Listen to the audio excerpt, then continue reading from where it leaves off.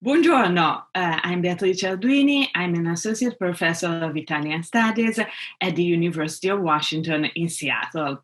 I specialize in medieval Italian literature and in Dante studies, and I'm particularly interested in the tradition, in the manuscript and early printed tradition of medieval Italian works and Dante's works. And I'm here today to discuss Inferno 20, Canto 20 of Dante's Inferno, with my friend and colleague Isabella Magni. Buongiorno, hello everybody. I'm Isabella Magni. I'm currently postdoctoral associate in Italian and Digital Humanities at Rutgers University. My work focuses mostly on digital humanities and the application of computational methods to literary studies. And I also work on medieval and early modern Italian literature, both at the material level, so manuscripts, early printed books, and also in texts interpretations. So like Beatrice already announced, we are here today to talk about Canto 20 of Dante's Inferno. We'll start with a brief introduction to the canto, so where we are at and what is this canto about. So where are we? We are in Inferno 20, so we are past the half of the first canticle, so the Inferno. And we are precisely in the fourth bolgia, down in the eighth circle of Inferno. So we are quite deep down into the Inferno, if we consider that there are 9 circles in total in the Inferno. So we are confronted here in this canto with the scene of false prophecy, divination, sorcery, how you want to name it.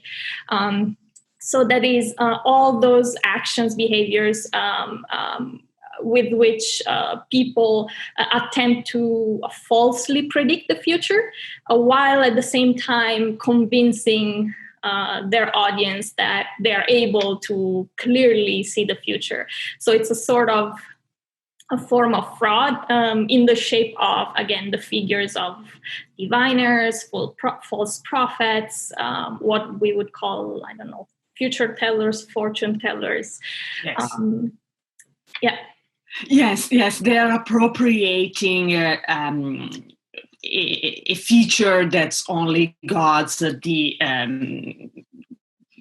possibility to read and tell the future. So it is part of the scene of fraud that's punished in the different bolge pouches of the eighth circle.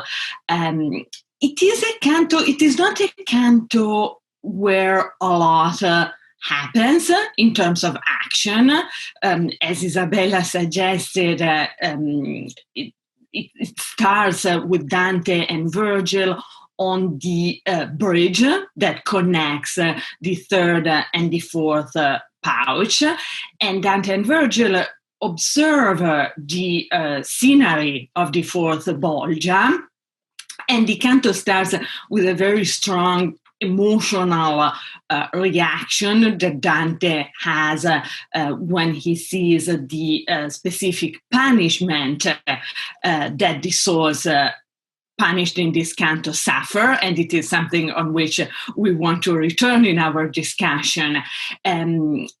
Virgil, we will see how Virgil reprimands Dante because such a strong as we have already seen in previous cantos, such a strong emotional reaction to the punishment seems to almost question God's justice.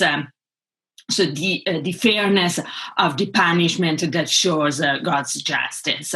After reprimanding and correcting Dante, Virgil continues to point out 4 main figures of augurs, so classical literary figures who practice divination in the classical text, in the authorities that Dante mainly uses in his Commedia, and the connection between one of these classical figures, the diviner Manto, daughter of Tiresia, who's also mentioned by Virgil, the connection between Manto and Virgil's birthplace of Mantua justifies a long digression on the foundation of Mantua, in which, in an interesting way, Dante's Virgilio contradicts what the Latin poet wrote in his Aeneid, which is also directly referred to in this canto. In the Aeneid, the foundation of Mantua is attributed to Manto's son, whereas here in Inferno 20, Manto is referred to as the savage virgin, line 82. Yes, la Vergine Cruda, the Savage Virgin in Mandelbaum translation, and she's identified directly as the founder of this city after a long geographical digression to precisely identify the city of Mantua. And neither Isabella or I are from Mantova properly, but we're both Lombard, so we share these origins in a way with Virgilio. But at the end of the digression, there is a quick reference to the almost contemporary political situation in Italy, the struggle that the city of Mantua is experiencing between different families, different factions of wealth and Ghibelline. And it's interesting, I think, that the neither of this family, of course, is the Gonzaga, which is the family we identify with the early Renaissance and the Mantua. The art, yes. But the Gonzaga only took power in Mantua after Dante's death. We're almost at the end of the canto. Dante's ask Virgil if it's possible to point out other significant figures, and Virgil responds by pointing out a few more contemporary figures of, again, astrologers, diviners, and the canto ends with another geographical metaphor that helps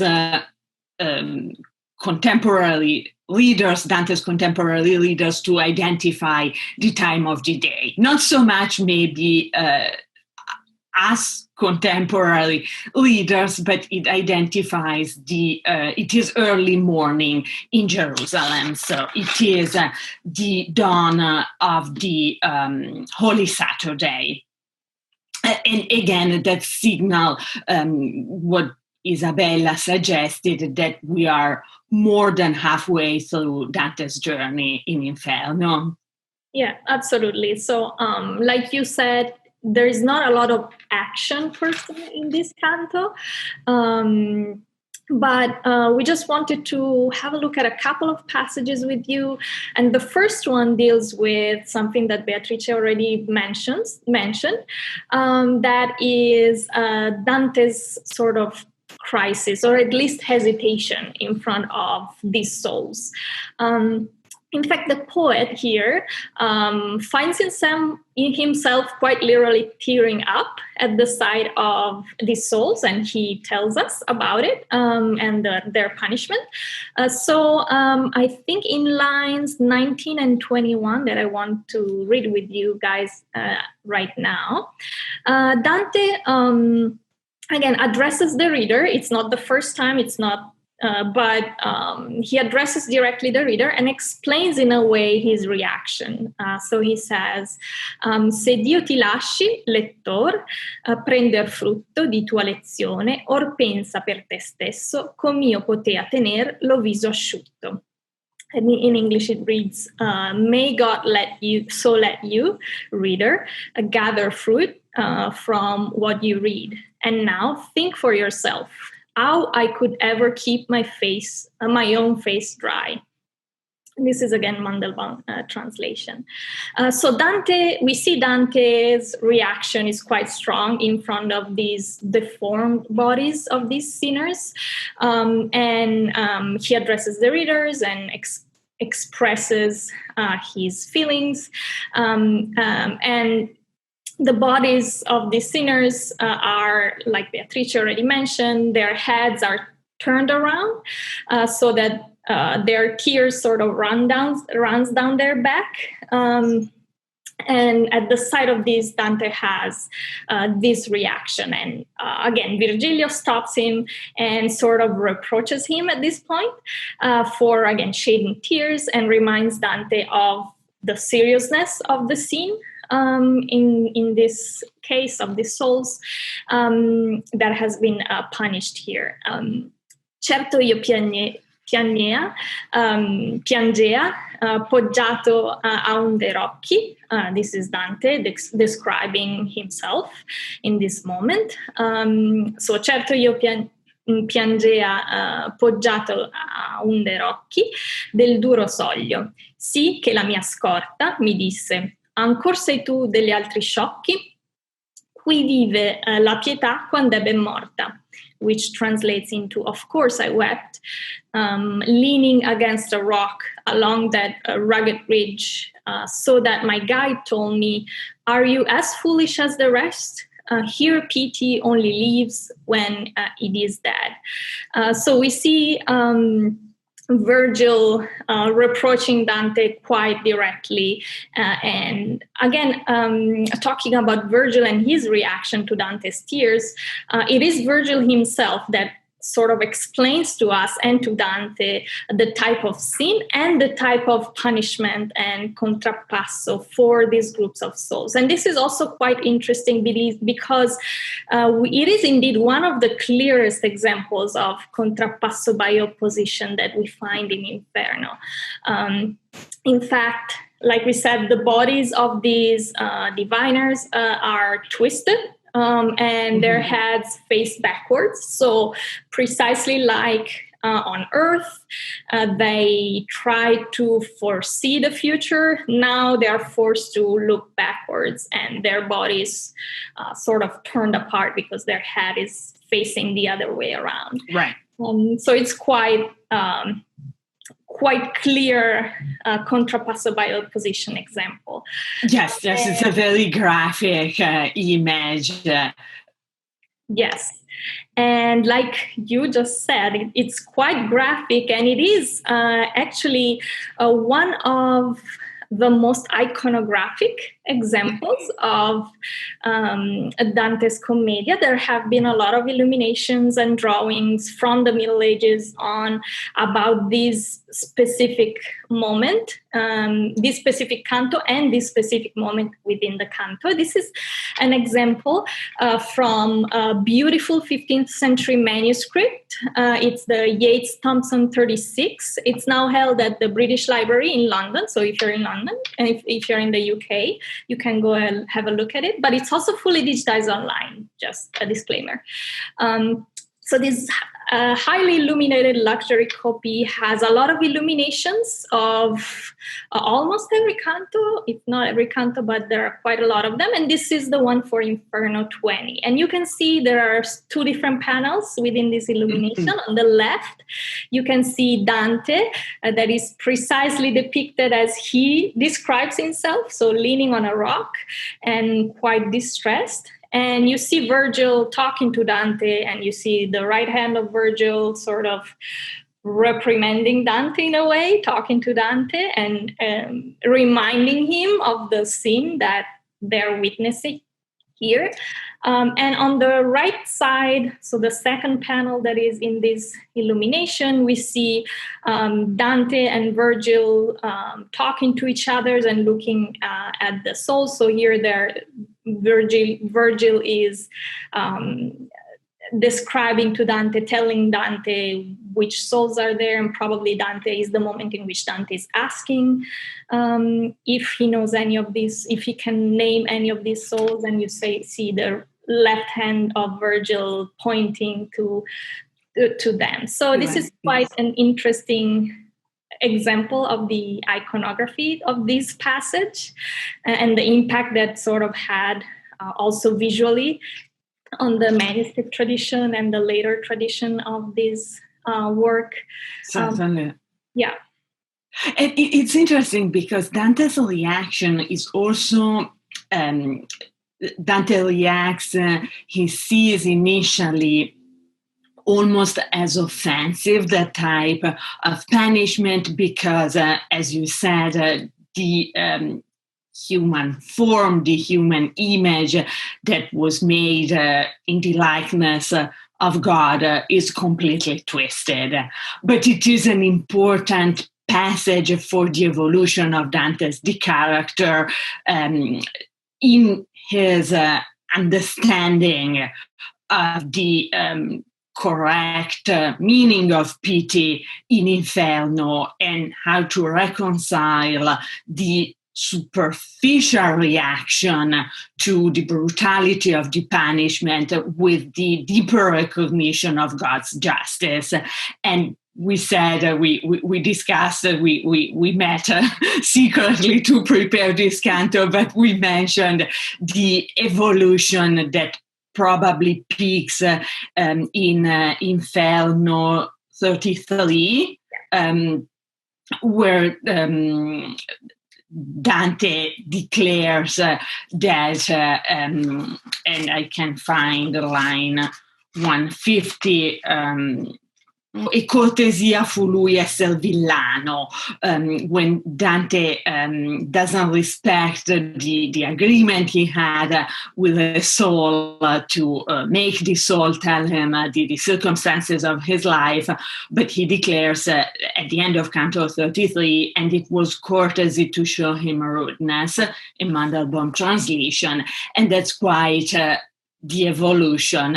And I think this is an important moment of awareness for Dante.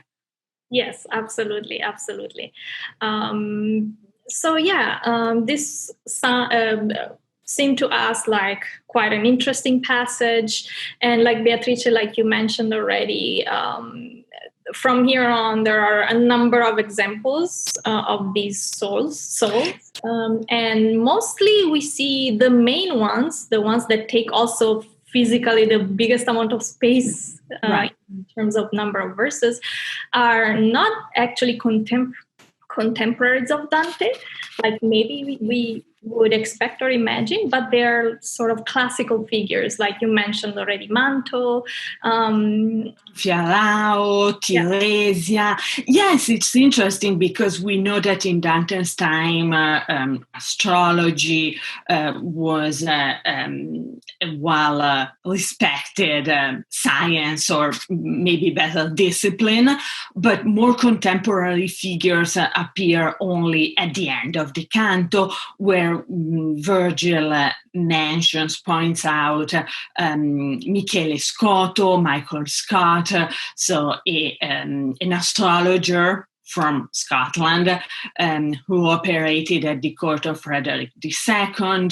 and also Guido Bonatti, who was also creating horoscopes at the court of Frederick II, and also I think Guido da Montefeltro. So there are indirect connections, relations with other cantos. And we also thought it was interesting that female figures, we have Manto, who's quite central and significant for the canto, but I think if now we reflect about the dark arts, sorcery in the Middle Ages, there is a female connection to these practices. Yes, even in popular culture, like these witches and all these like traditional female figures that we associate with.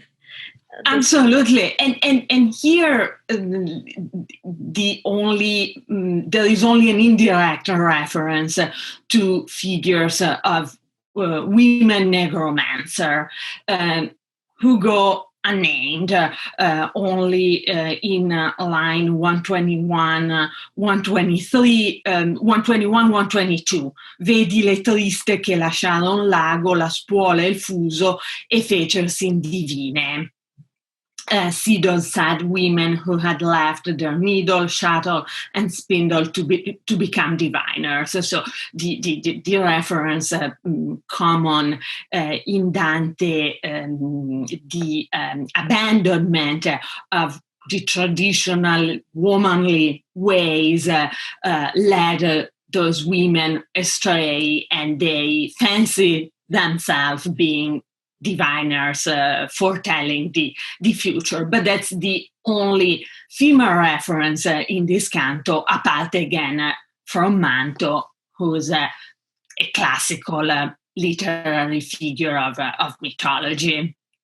Yeah, absolutely. So it's probably not the most mentioned canto in the Divine Comedy and even within the Inferno, but it has quite some interesting passages like we hope we showed you. Thank you very much, Isabella, for embarking in this project with me and in this conversation. And thank you all for being part virtually of our conversation today. Thank you. Grazie.